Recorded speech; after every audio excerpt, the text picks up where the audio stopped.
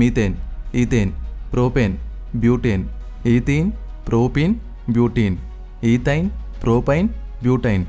So ఇక్కడ కొన్ని వాటికి చివరిలో ఏఎన్ఏ వచ్చింది, మరికొన్నిటికి చివరిలో ఈఎన్ఏ వచ్చింది, అలాగే మరికొన్నిటికి వైఎన్ఏ వచ్చింది. చూడడానికి అన్నీ ఒకేలా ఉంటాయి, కాకపోతే చిన్న స్పెల్లింగ్ తేడా ఉంటుంది. ఆ చిన్న తేడాతోనే మొత్తం మీనింగ్ మారిపోతుంది. సో ఈ లాస్ట్లో ఉండే ఈ నేమ్స్ ఎలా వస్తాయి?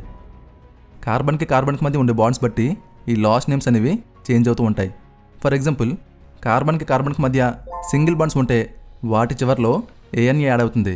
అదే ఒకవేళ కార్బన్కి మధ్య డబుల్ బాండ్స్ ఉంటే అప్పుడు వాటి చివరిలో ఈఎన్ఏ యాడ్ అవుతుంది. అదే ఒకవేళ కార్బన్కి మధ్య ట్రిపుల్ బాండ్స్ ఉంటే అప్పుడు వాటి చివరిలో వైఎన్ఏ యాడ్ అవుతుంది. సింపుల్గా గుర్తుపెట్టుకోండి, కార్బన్స్ మధ్య సింగిల్ బాండ్ ఉంటే వాటిని ఆల్కేన్స్ అంటాం, అంటే చివరిలో ఏఎన్ఏ యాడ్ అవుతుంది. ఒకవేళ డబుల్ బాండ్స్ ఉంటే వాటిని ఆల్కీన్స్ అంటాం, అంటే చివరిలో ఏఎన్ఏ యాడ్ అవుతుంది. ట్రిపుల్ బాండ్స్ ఉంటే వాటిని ఆల్కైన్స్ అంటాం, అంటే చివరిలో వైఎన్ఏ యాడ్ అవుతుంది. సో పేరును చూసి కన్ఫ్యూజ్ అవ్వకండి, దాన్ని 2 పార్ట్స్గా సపరేట్ చేయండి.